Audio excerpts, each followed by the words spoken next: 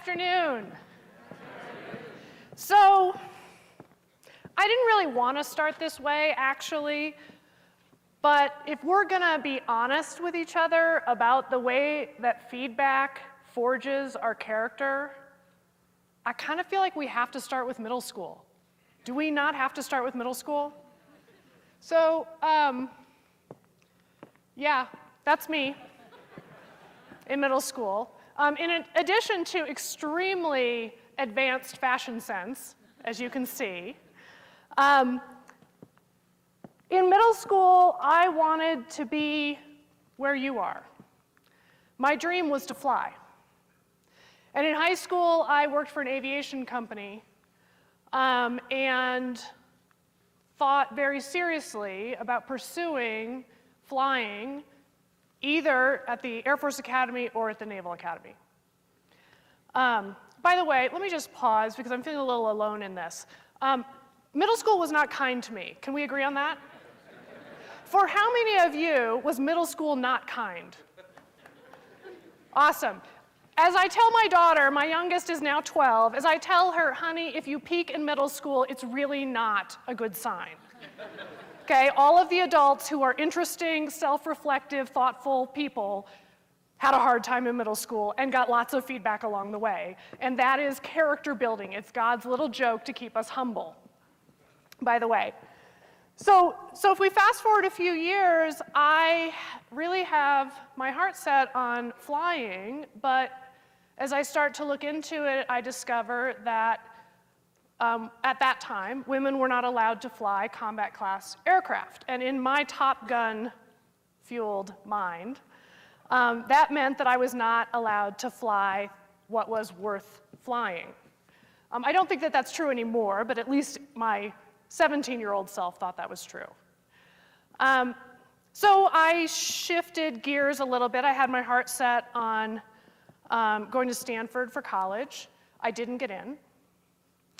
I went to Occidental College, which ended up being a terrific place for me. I did well. I had my heart set on going to Yale Law School.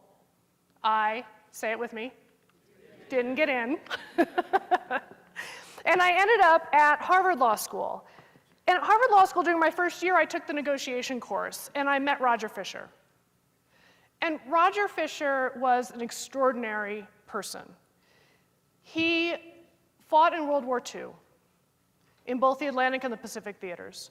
And when he came home from the war, he found that of the 6 college roommates who did their freshman year together, and at the end of which they stopped out, as they called it then, I guess, to go to war, he was the only one who came home. And the rest of his life was really motivated by a sense that we have to find better ways to deal with conflict. And so taking his negotiation course was not just an education in negotiation, it was also an education in the world and what was important and why we were on this earth and what we should be trying to do together. And so I started acting as a teaching assistant and a research assistant, and when I graduated, I came on full-time with the negotiation project. And that's been my career ever since. We're going to talk today about feedback, and let me say a little bit about what I mean by feedback. Because I think it's easy for people to think, well, feedback is official stuff, like you do or don't get into the program that you wanted to get into, grades are feedback, annual performance reviews are feedback. That's all true. But when we talk about feedback this afternoon, I'm really talking about all of the spoken and unspoken feedback, the formal and informal feedback that we get every day. The indicators from other people about the way that we are impacting them and the world. And so part of what's hard about feedback is sometimes figuring out whether something is feedback, right? Like you don't get a response to your email. Is that feedback? Are they just busy? And if they're busy, why aren't you a higher priority even though they're busy? Maybe that's feedback. So the way that we came to this feedback question was really, I came on board in the early 90s. We were teaching from Getting to Yes, which Roger Fisher, Bruce Patton, and Bill Urey wrote in 1979. They founded the Harvard Negotiation Project. And we're teaching this stuff and people are going out and using it and coming back to say, hey, this getting to yes approach and principled negotiation, win-win approach is really helpful. It's helping me in all these ways. But I have to tell you that every once in a while, I'm running into a situation where when I try your approach, it's not really working. And in fact, when I try to use it, I actually think it might be making things worse.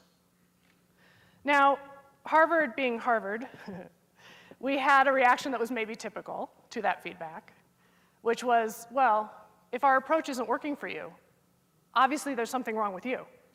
Yes? Like maybe you're not doing it right, maybe you need a remedial course. I mean, clearly you have to hire us as consultants, and we'll come in and show you how to get it done. But eventually I think we came to our senses and thought, well, maybe there's something here to learn. If getting yes talks about separating the people from the problem, what if the people are the problem? What if there's so little trust in the relationship that we're having trouble getting anything done together? And that's the work that really created a book called Difficult Conversations, which we wrote about 20 years ago now. So I've spent the last 20 years of my career traveling the world helping leaders with their toughest conversations. And on that list of toughest conversations, 100% of the time are feedback conversations. And that led us to get curious about what was going wrong in these conversations.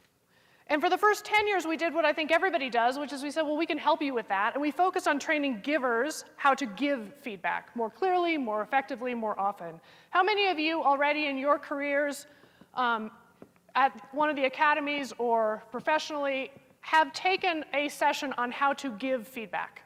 You've been in some kind of training. Great. Was it helpful? Your enthusiasm is overwhelming.